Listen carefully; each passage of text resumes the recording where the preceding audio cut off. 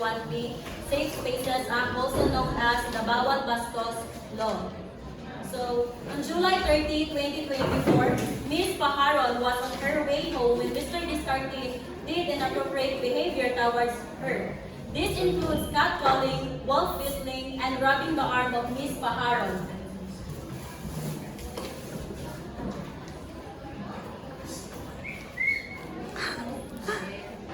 Hey baby. How much more night?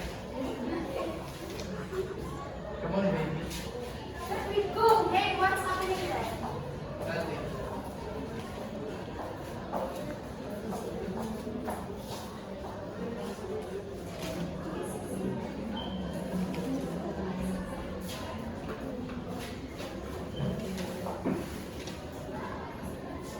Mr. Discarte, you are under arrest.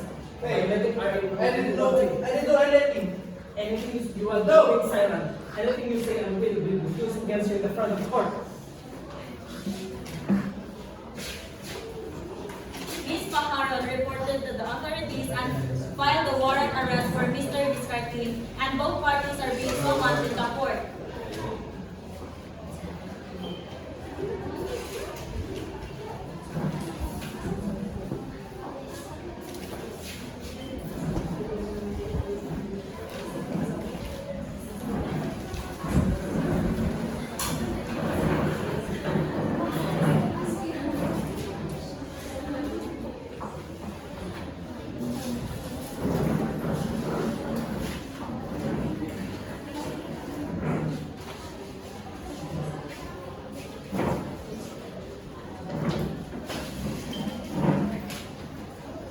All rise. The court is now in session. The Honorable Judge Kent Nathaniel Boy presiding. Please be seated. We are here today to hear the case of the people of the Philippines versus Kirk Discarte, charged with violating RA 11313, also known as the Safe Spaces Act of Bawal Bastos Law. Prosecutor, you may begin with your opening statement. Thank you, Your Honor. Ladies and gentlemen of the jury, today you will hear about a shocking and distressing incident. On July 30, 2024, 6:30 p.m., the defendant, Kirk Discarte, pursued and harassed Vanessa Venus Pajaron with such aggression and persistence that it left her traumatized.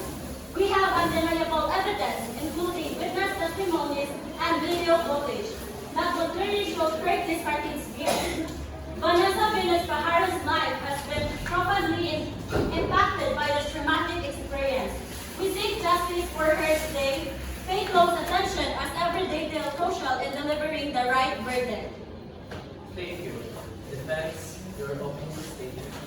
Thank you, Your Honor. Ladies and gentlemen of the jury, the prosecution's case is a house of cards built on weak and inconsistent evidence.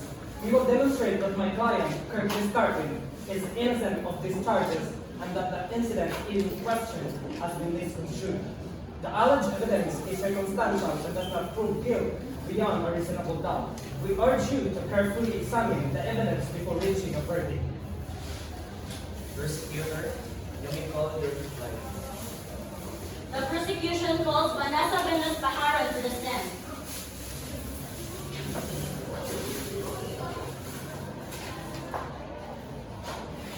Vanessa Venus Pajaron, please stand and raise the right hand. Do you swear to tell the truth, the whole truth, and nothing but the truth, so help you God?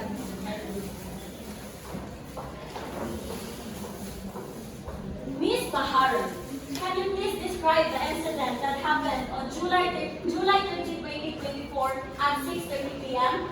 I was walking home from work when Kirk Discarte started following me. At first, I ignored him, but he got making inappropriate comments.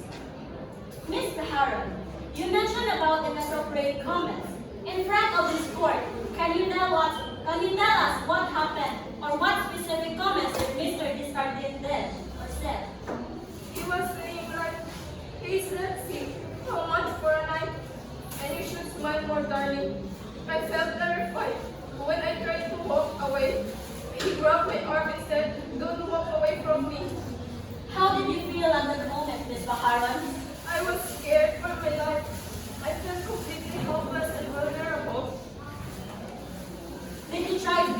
from him? Yes, I walked faster and tried to call for help on my phone, but he kept following me. He blocked my path and wouldn't let me go. Is this the first time that he did this kind of inappropriate behavior, Miss Baharon? No, it was actually the third time.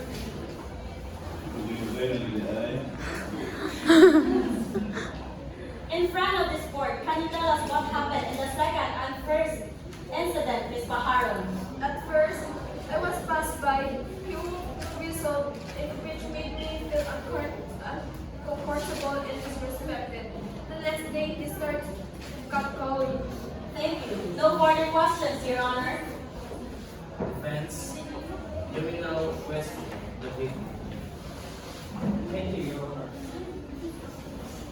So, Vanessa Venus, do you have any evidence or witnesses that can prove or support your given statement on the first and second day?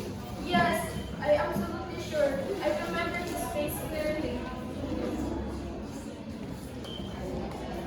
Ms. Maharo, you mentioned that this happened 3 times. Why did you not report it to the authorities the first and the second time you felt disrespected?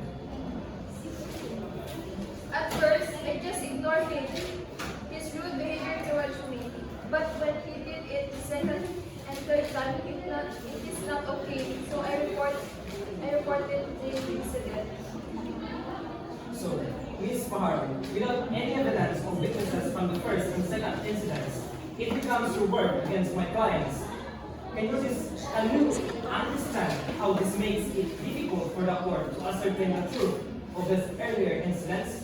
Is it possible that there could be some misunderstanding or mistake regarding my client's involvement on those days? I understand that it might be difficult without evidence from the first 2 incidents. However, I'm certain there is no misunderstanding. His behavior was consistent across all 3 days, and I recognize it clearly. This escalation of his action is what compelled me to finally report it. Okay, so Ms. Paharo, how can you be certain that there wasn't a misunderstanding or misidentification? Could it be possible someone else was involved? I'm certain there was no misunderstanding or misidentification. His behavior was the same each time, and I clearly remember his face. There is no doubt in my mind it was Curtis Cartin.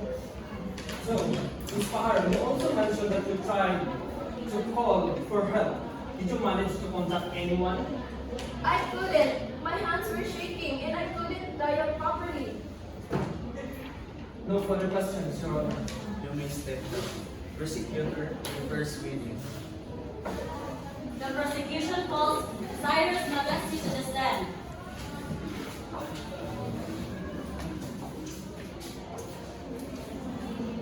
Cyrus Magalsi, please raise your right hand.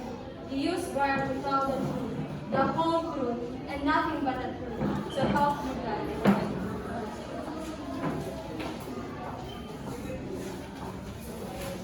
Miss Magalsi, can you describe what you saw on the day in question? I saw Curtis Cartin following Vanessa Venus and making rude comments. He was very aggressive and he didn't repel. I even saw him grab her arm and Vanessa looked so terrified. Can you identify Curtis Cartin in the courtroom today, Miss Magalsi? Yes, he's sitting right there. Did you intervene at any point? I tried to, but by the time I crossed the street, another person had already stepped in, and Curtis Cartin fled the scene. Thank you. No further questions, Your Honor. Defense, you may now question the first witness. Okay, Ms. Magalsi, how can you be sure it was Curtis Cartin? I was close enough to see his face clearly. It was definitely him. Is it possible that the situation is so lost understanding? No, it was clear that Vanessa Venus was in distress and Curtis Cartin was the cause. No further questions, Your Honor. So, you may now step down. Prosecutor, your next witness. The prosecution calls witness to Jordan Medria to the stand. Miss Gabriel, please raise your right hand. You use wire to tell the truth, the whole truth, and nothing but the truth. So help you God.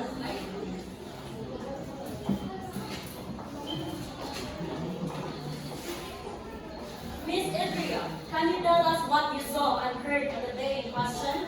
I was in the store across the street when I heard shouting.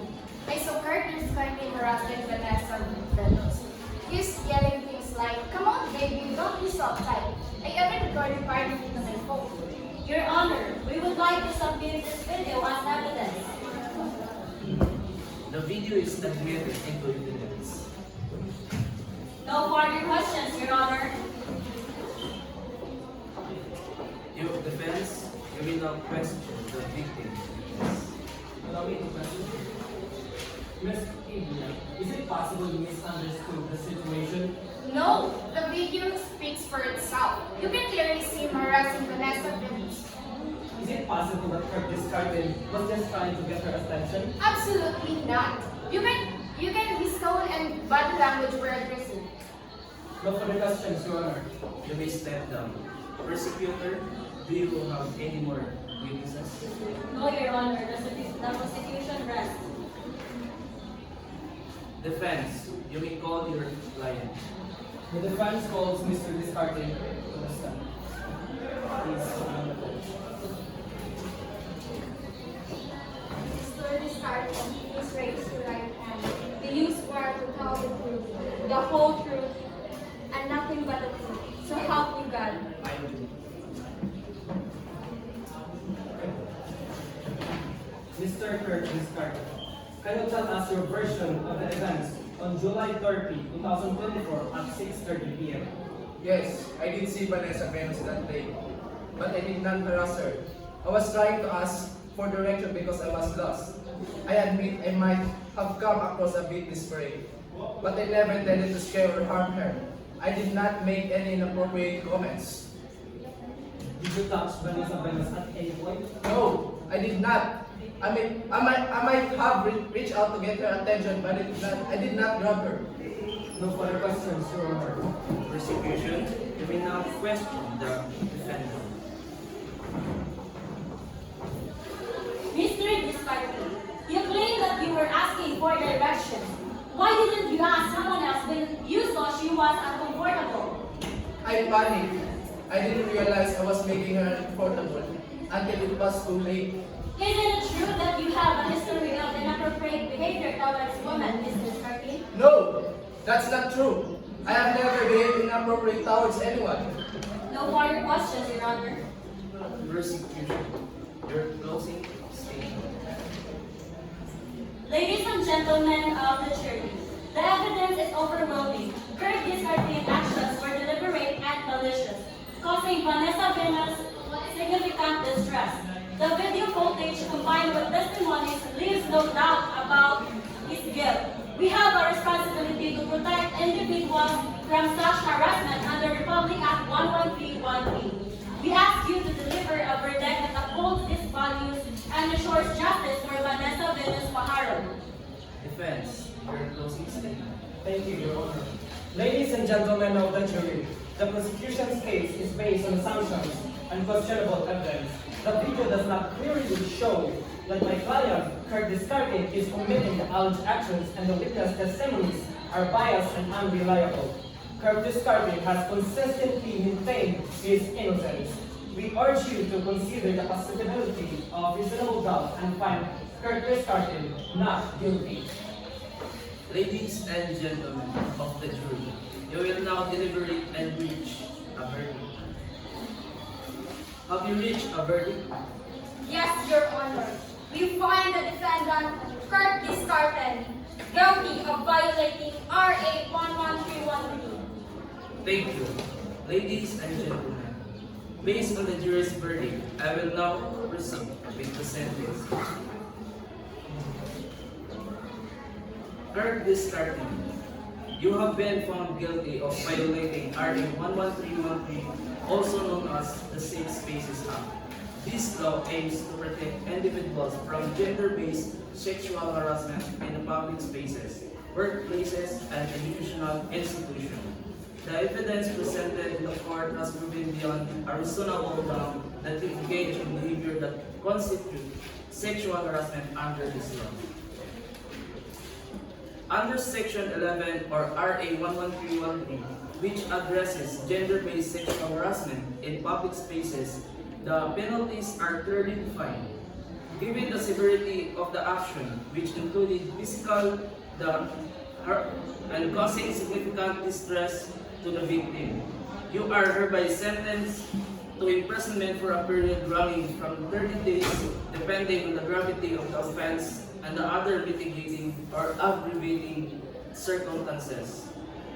Taking into account the testimonies of the victim, Vanessa Venus Maharon, and the undeniable evidence presented, including witnesses, or testimonies, and video footage, this court has determined that her actions are severe and had a profound impact of the victim.